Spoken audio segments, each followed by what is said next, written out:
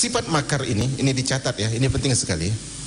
Sifat makar ini adalah sifat yang tidak boleh dinisbatkan kepada Allah secara mutlak. Koma, itu ada komanya.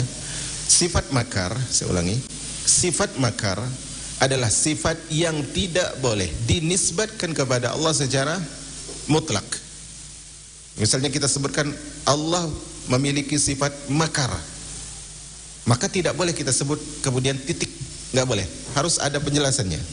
Jadi sifat makar tidak boleh dinisbatkan kepada Allah secara mutlak, namun dinisbatkan kepada Allah secara muqayyad atau bersyarat.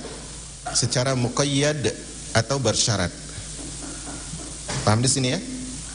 Jadi kita nggak boleh bilang Allah itu sifatnya makar, kemudian kita titik, nggak dijelasin, nggak boleh. Secara mutlak nggak boleh. Tapi dia bersyarat, muqayyad, dikaitkan dengan hal tertentu. Muqayyadnya apa? Syaratnya apa?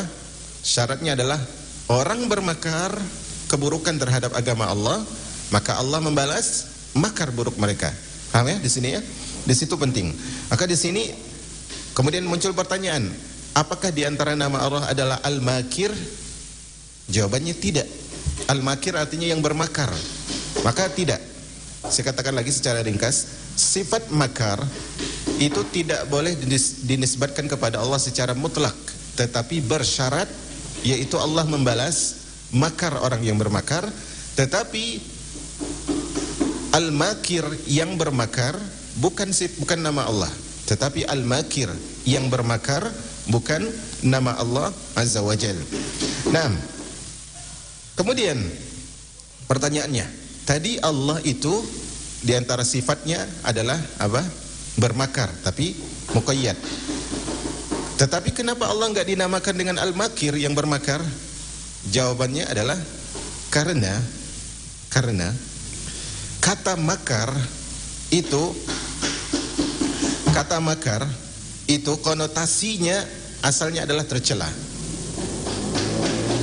Konotasi makna dari al-makar, bermakar itu asalnya tercela. Contohnya ada orang memberitahukan kepada kita, wahai rakyat Indonesia, sadarlah bahwa negeri itu sedang bermakar kepada Anda. Konotasinya apa? Buruk. Maka hal ini secara mutlak nggak boleh dimutlakkan kepada Allah, harus ada perinciannya.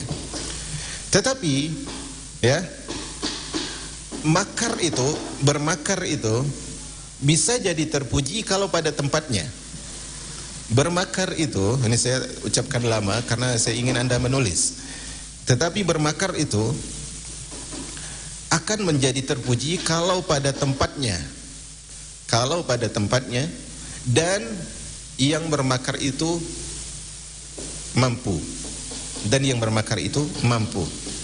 Pertanyaannya, apakah Allah itu kalau bermakar pada tempatnya atau tidak? Pada tempatnya. Kemudian apakah Allah itu mampu untuk bermakar? Maha mampu. Maka ketika kita sebutkan wa yamkuruna wa yamkurullah, mereka bermakar, maka balasannya apa? Allah membalas makar mereka. Ketika Allah mengatakan wa makaru makra wa makarna makra wa hum la yash'urun, mereka bermakar dan kami pun bermakar. Artinya apa? Kami membalas makar mereka dan mereka tidak mengetahui.